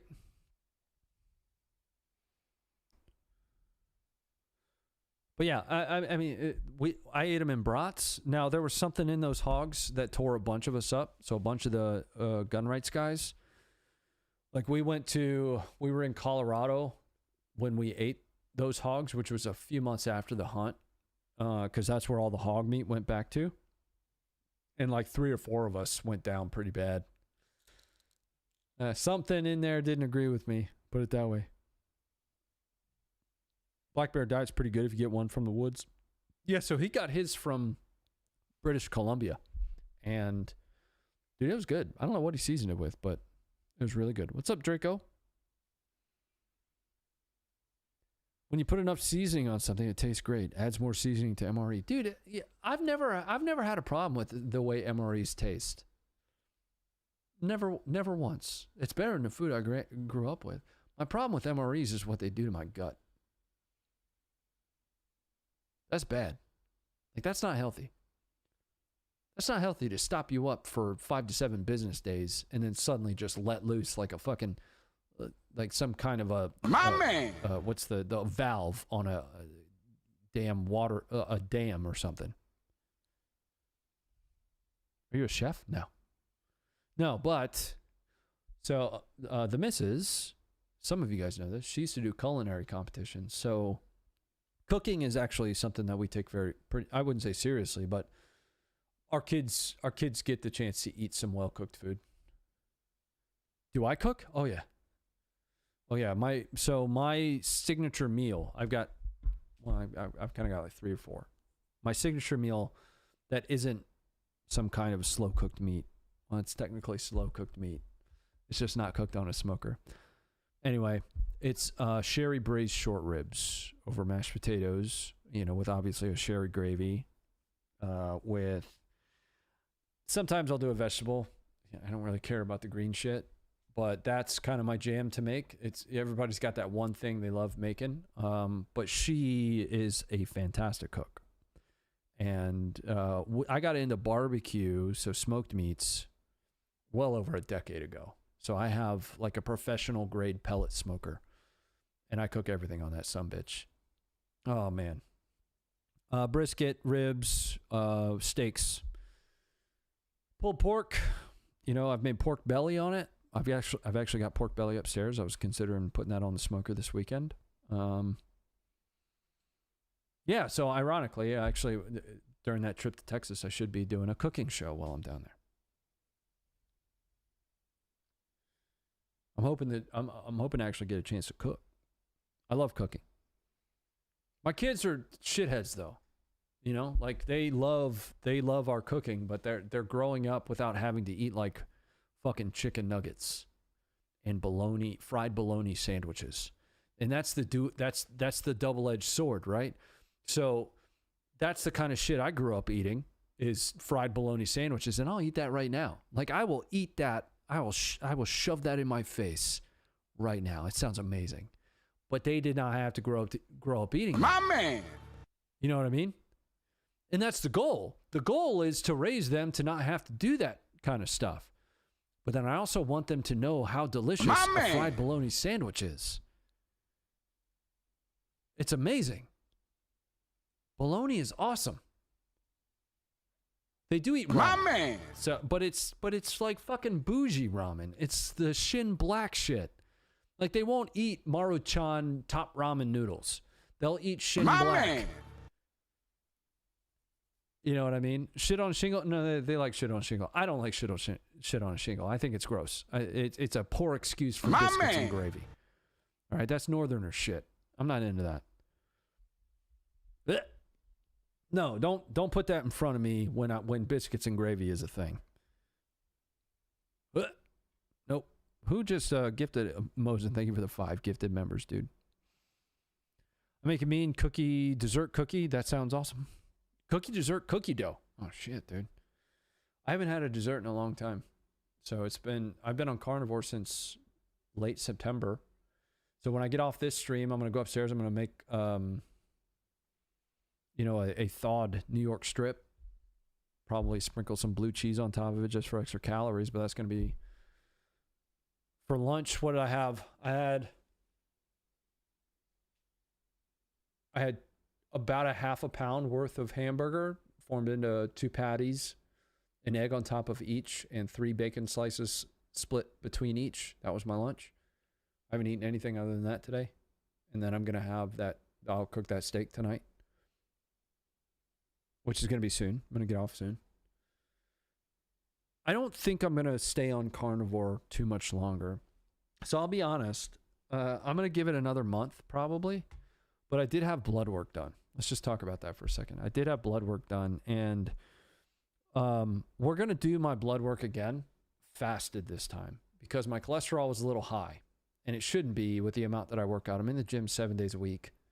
I train incessantly, but my cholesterol was high, like all of the markers for it, all of them. Now, they didn't have me fast ahead of time. So we talked about that. I was like, hey, just so you know, I'm on the carnivore diet. I have a high fat diet. I would have eaten my first high fat meal of the day before doing this. Would that have changed it? They said, oh, absolutely. So let's do that again, fasted, and we will see what things look like on this next panel. I'm starting to pay a lot more attention to shit like that as, I start to get into my later 30s. So I'm 36 now. And it matters very much to me. I mean, I'm not going to lose 100 plus pounds and then just like check out from trying to improve entirely. No, I need to continue. So now it's like, okay, what can I do internally? So I've got the external change that I made and all of the benefits that come along with that are going to be directly and indirectly internal. But now what can I do, with my diet to adjust that? Now, the fad diet to do is carnivore. So I'm on that. And I'm going to see what it looks like after, really 90 days at that point on carnivore to my blood test results. We need to do it fasted, though, because that's going to measure the amount of fat in your system. And if we're doing that right after I ate like a bunch of cheese and fucking steak, like fatty steak, of course that measurement's going to be high. Anyway, I don't know how we got on that.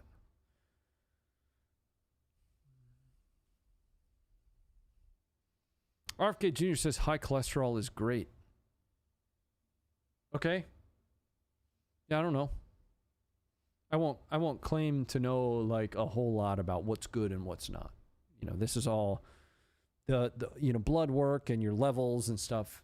That's what I'm trying to say that I'm trying to get into right now. How are them knees doing at 36? Well, I've stopped squatting. So my leg day is like a kettlebell leg day. I'm more concerned about my knees than anything else right now.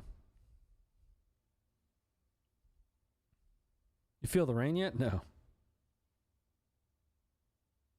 No, I don't. I know there are different types of cholesterol. I heard the kind you get from stuff like eggs is good. Yeah. So they did show me all of like there's multiple markers for cholesterol, and I am not. This is another one of those things that I am not an expert on. All of them were outside of what we want to see, and it wasn't far, so it was within normal ranges. But You know, she was like, I've seen 3 times this number, you're fine. And I was like, okay, well, I still want to know if I'm heading down a path that I don't want to go down. And she was like, yeah, I get that entirely. Let's do this next one fasted and see what results we get back from that.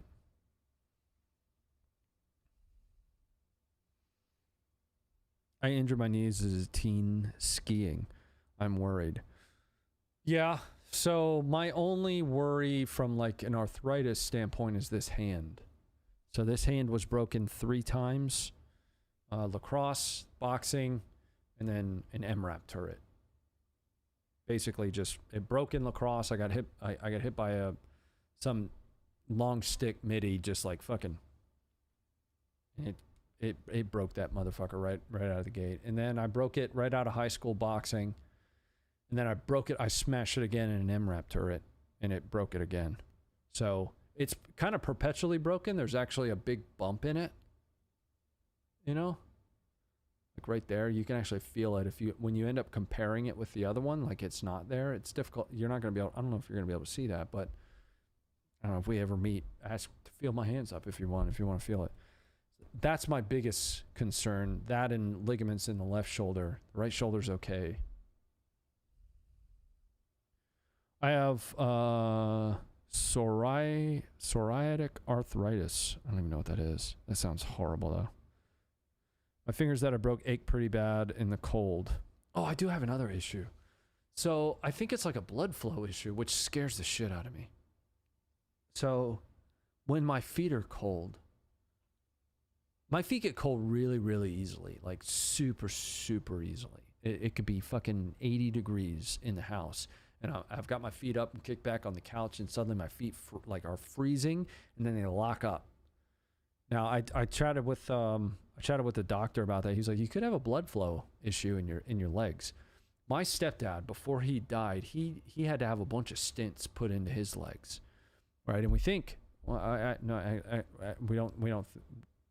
Never mind. Anyway, that was like right before he died. So he had all these stents put in his legs to help with like blood flow and shit. And this was like a year ago that I was talking to that doctor about that. She was like, you need to get that looked at. Okay. Anyway.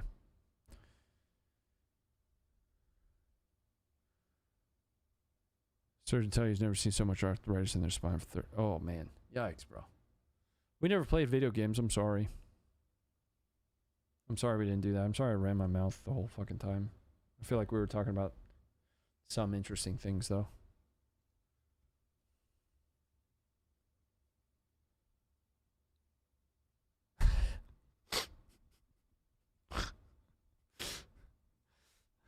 You guys laugh at me about this. So this is the title of the stream that I put on Twitter.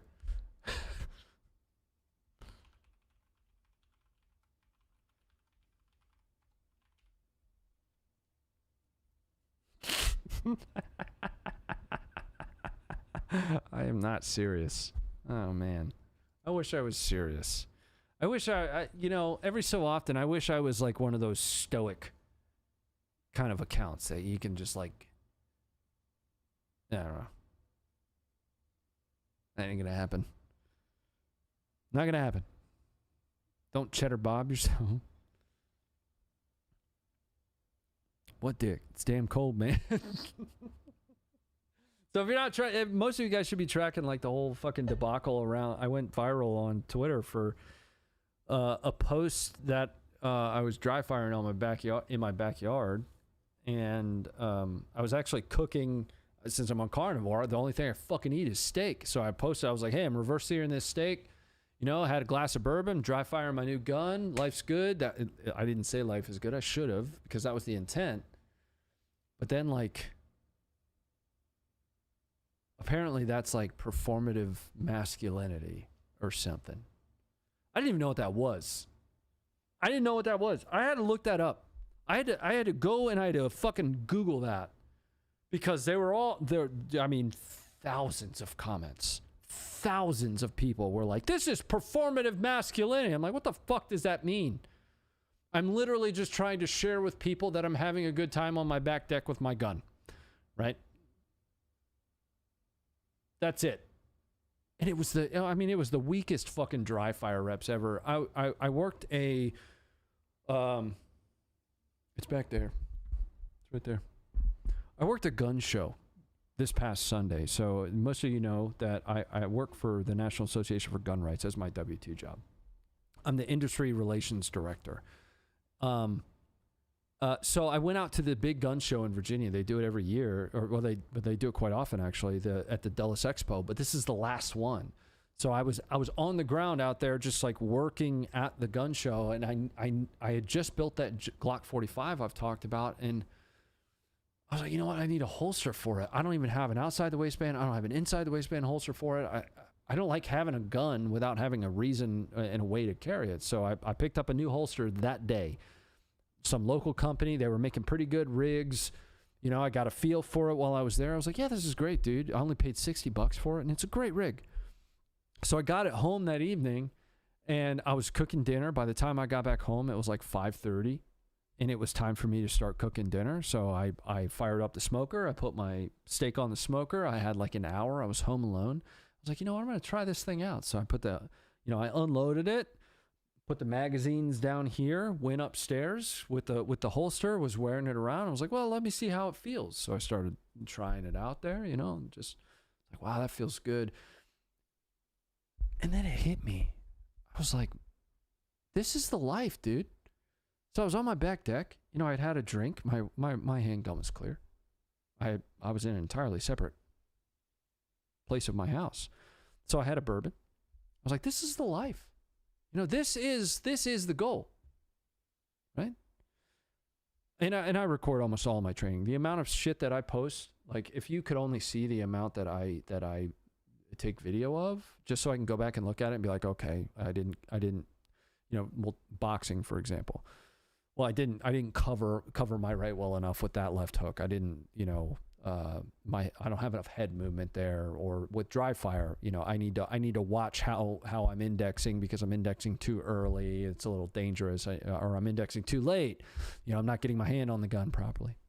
So I record an immense amount of my training. So I posted a little bit of it. I was like, hey man, this is my Sunday evening and life is good. I need to get back on my pistol. And holy fuck, that went to like 4 million fucking people. Because, so we did find out what happened. I ended up getting posted in some, relatively left-leaning Discord. I think, if I'm not mistaken, and the guy that reported this back to me was like, it's an LGBT, it's a LG, what's the fucking, LGBTQ Discord. I got posted in that, and I suspected that. So I went to the follow-up comments. I was like, I think somebody posted me in a Discord or something. That's exactly what happened. And then a couple very large accounts sent it out. So that perpetuated it even further. Then I made it into like the fucking Groyper crowd. And everybody was like, wow, this is the gayest shit I've ever seen. And I was like, yeah, kinda, but I didn't expect it to go out of containment. I was hoping to just share that with people that understand what I was trying to say here. I get it. It is kind of gay, but anyway, it just fucking went off the rails. With short shorts? No, I was wearing pants. That made it worse though. I was in basically like business attire, like gun show business. I was wearing dad jeans and this super fuddy fucking, like a quarter zip. Oh man. Imagine the most dad outfit you can, and that's what I was wearing. And, I wasn't standing great because my hands were in front of me, and I had my fucking pooch sticking out, so it looked like my back was doing this, so a bunch of people made fun of my fucking posture and shit. It's like, holy shit, this is bad. It ended up being featured on X. Like, when you do the search thing, like top stories, it's like, holy shit, this is not the thing. This throwaway video of me putting out that I was like, hey, life's good, enjoy yourself on the back deck. This is not the thing that I expected to go viral for. Anyway, I don't remember how we got on this, but Yeah, it was like basic training reps with this new handgun, and now it made me a lot worse. So made me a lot worse. But all of the comments were themed the exact same. That's what the indicator was from it. When you look at that from like if you separate yourself from the attack and you look at that, you just look at that from the outside in, that's indicative of an origin being the same. They were all the same exact comment. This is gay. This is performative masculinity. This is, I didn't even know what that was. This, whatever. They were all the exact same thing. So that told me, okay, this is all coming from like one spot. And it was some Discord, whatever. Anyway, I learned what performative masculinity is. And I learned that literally everything I do is something that people hate. Like, somebody made a comment at one point that was like, I'm surprised you weren't hitting the heavy bag. And I was like, boy, do I have some shit for you. Like, holy shit. Wait until I post my next, update on my cardio routine here, bud. The fucking internet now. It was wild, dude. How many more gun shows at the expo? None. So that was the whole reason I was there, is it's the last one at the expo, and the next one's going to be at like Manassas Mall. Sounds like a lot of people with too much damn time on their hands. Yeah, 100%. So I'll probably post, I had a really good bag session earlier today. Continuing to train there. I might post that. If it leaves containment and a bunch of people call me gay, it is what it is. I don't care. Don't care at all. If you don't train, you're still going to suck. Yeah, well. I mean, we all suck. The level that we each suck is relative, Today's the first time I heard that term, performative masculinity. Dude, it was bad. Yeah, like I didn't know what that was. Somebody called me camp. They said, this is so camp. I was like, what does that mean? What do I do with that information? Is that good? Because if it's good, fuck yeah, man. Yeah, I am. But it's not. It's not good. You don't want to be called camp. And I learned that.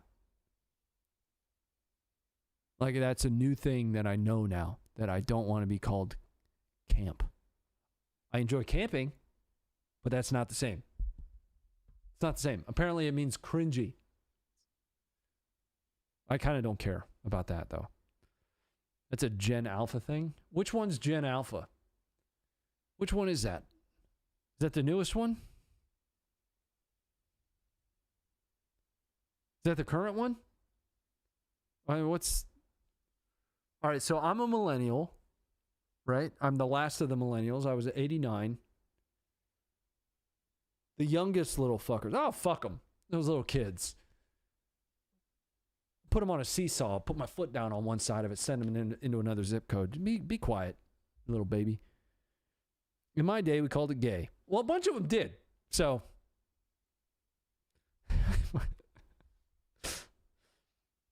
Camp is used in the UK a lot. So there were a ton of European accounts on that. Like a fuck ton of them. And they're still there. Like, I'll bet if I go, let's, here, come on, we'll do this together. So if I go and, I was not polite about the response either. I was absolutely worse about it. No.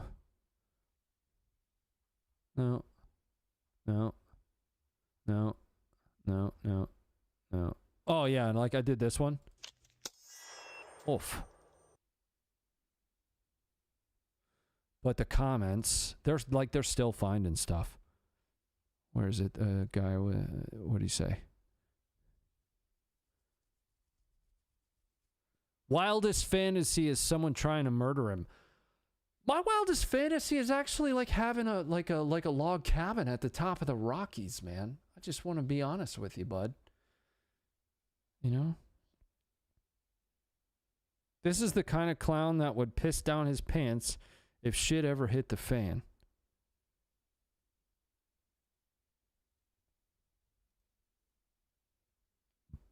Look at these. This guy's from England. Like, they're still going.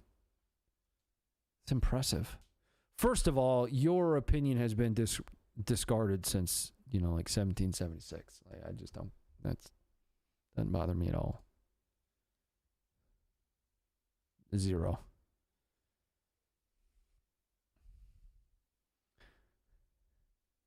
Gen Beta? There's a generation named Gen Beta? What? Oh, those poor little losers.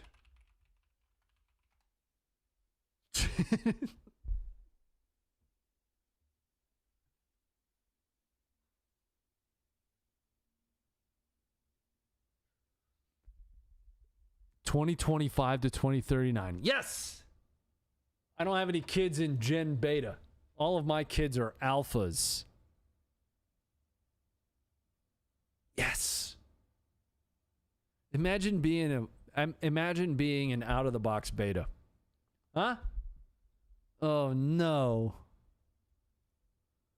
Here we go. This explains all the generations. So my mom is a baby boomer.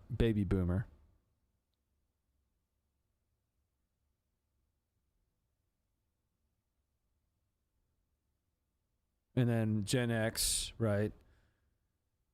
I'm apparently Gen Y. Oh, and I guess that goes way later than I thought. 81 to 96. That's way later than I thought it was. Whoa.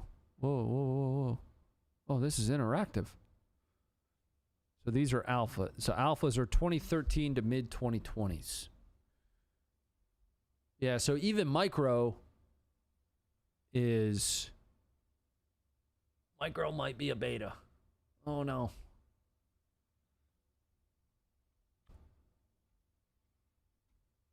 Hear me out. These motherfuckers ruined it all. That's going to be it for me tonight. I'm done. It's basically 10 o'clock anyway. I'm going to leave you with that. So, anyway, I'm 94, late millennial. All the millennial, it's funny because all of like the Gen Xers think that like all the little kids are millennials, you know, and they don't understand that we are literally the generation right after them. How dare you? It is what it is, bud. I love you guys. Thanks for hanging out with me while we just chatted tonight. That was fun, and you know, you're all amazing people. You know, I didn't do a whole lot of talking about it, but we're always driving for supporting veteran charity. That's the origin story of this stream. That's why we started it. That's why I continue it. So anytime this channel is live, I am always trying to raise money. Use the command in the YouTube chat. I can't make the chat doesn't work on other platforms for some reason simultaneously. Use the command in the YouTube chat, !donate. That's going to give you a link to go over and donate to Regiment GG. That's our new charity that we're supporting. And essentially, once we hit a certain dollar amount, we're going to end up ordering a custom gaming PC and sending that out to a veteran in need. Anytime this stream is live, it does not matter if it's a Saturday and I decide to go live and we're just, you know, porking around in a game. We are trying to raise some money and put some good back in the world for veterans. So consider doing that when you're in a position to do so. If you're not, that's okay. You can swing by here when you can, if you want to. And it's always free. Anyway, I love you guys. Good night. I should still see you on Tuesday. So Tuesday, the family does get home. I will, you know, throw out that caveat. They'll have been gone for a week. So when they get home, I might try to spend a little bit of time with them, and I might kick the stream again to Wednesday, the gaming stream specifically. I'll probably game. We'll probably play squad. It'll be our core community. But if I do kick it to Wednesday, I'll throw something out in the announcements. Good night. Go be great. Good night, ladies. Bye-bye.